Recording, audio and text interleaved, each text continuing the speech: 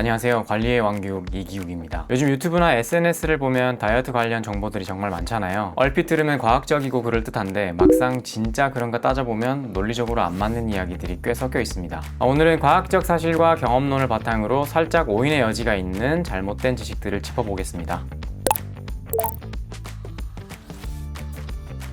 가장 흔히 접하는 이야기가 굶으면 몸이 언제 음식을 줄지 몰라 비상사태로 인식하고 에너지를 오히려 보존하려고 해서 살이 안 빠진다는 얘기입니다. 체내 시스템이 아무리 생존에 유리하게 대사율을 낮춘다고 해도 에너지를 창조할 수는 없잖아요. 외부에서 공급되는 에너지 자체가 없는데 몸이 무슨 수로 에너지를 보존할 수 있을까요? 만약 이게 가능하다면 극심한 기아 상태에 놓인 분들의 체형이 마르지 않고 살이 찐 상태여야 하지만 실제로 그렇지가 않잖아요. 물론 극단적으로 굶으면 대사량이 평소보다 떨어질 수는 있어요. 그렇지만 대사량이 감소하는 것일 뿐이지 아예 안 빠지거나 오히려 살이 찌는 현상은 물리적으로 불가능합니다.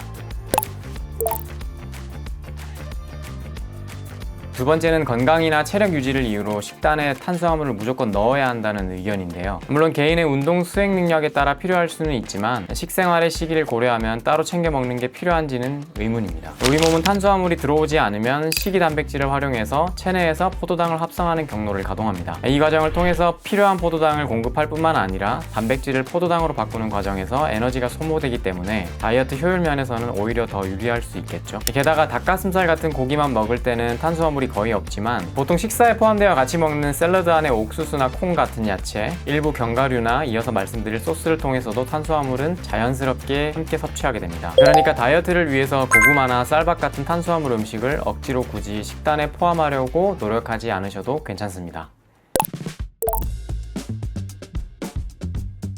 다이어트를 할 때 소스는 살찌니까 먹지 말라는 얘기를 많이들 하잖아요. 물론 소스에 들어있는 당류나 지방이 단위 무게당 칼로리가 높은 건 맞아요. 근데 우리가 식단에서 야채 섭취량이 늘면 다이어트가 생각보다 할만해지거든요. 근데 또 야채는 솔직히 그 자체로만 먹어서는 많이 먹기가 힘들잖아요. 그래서 야채 섭취량을 늘리기 위해서 소스를 활용하는 게 좋습니다. 우리가 소스를 아무리 많이 먹는다고 해도 한 밥그릇 먹는 건 아니잖아요. 진짜 많이 잡아도 20g 정도일 텐데 이 정도의 소스로 야채를 충분히 먹을 수 있게 해주는 이점과 소스의 칼로리가 주는 단점을 비교해보면 소스의 도움을 받아서 식단을 장기적으로 유지하는 것이 훨씬 효율적입니다.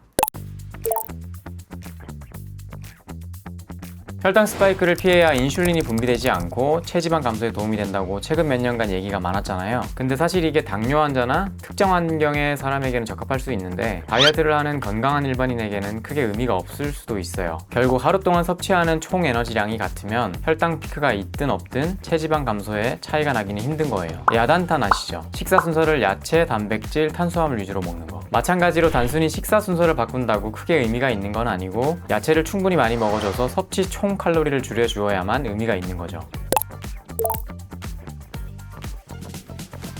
이것도 사실 총 섭취 에너지가 같으면 단순 금식 시간이 길어진다고 해서 다이어트가 되진 않아요. 그래서 금식 시간이 얼마나 기냐 짧냐는 크게 의미가 없어요. 근데 1일 1식을 하게 되면 사람이 한 끼에 먹을 수 있는 식사량이 제한적이긴 할 수 있거든요. 그러면 총 섭취 에너지가 줄어드니까 의미가 있을 수도 있어요. 근데 또 진짜 두세 끼 먹을 양을 한 끼에 다 먹을 수 있으면 의미는 없어지겠죠. 이런 경우에는 오히려 폭식 습관이 생길 수도 있어서 장기적인 다이어트에는 더 좋지 않은 영향을 줄 수도 있어요.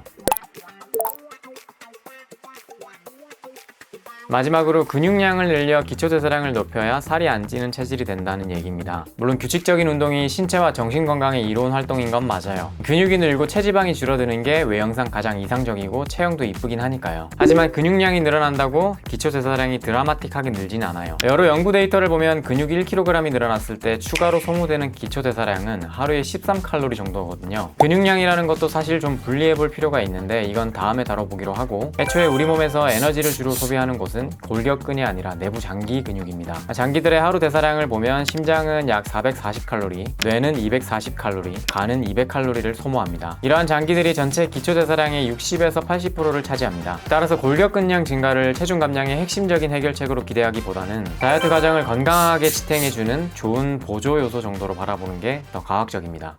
결국 다이어트의 가장 본질적인 논리는 편하고 달콤해 보이는 이슈되는 방법들이 아니라 섭취 에너지보다 소비한 에너지가 더 많아야 한다는 단순한 법칙입니다. 잘못된 지식들만 바로잡아도 최소한의 스트레스로 목표하는 결과에 더 가까워질 수 있습니다. 오늘 이야기는 여기까지입니다. 끝!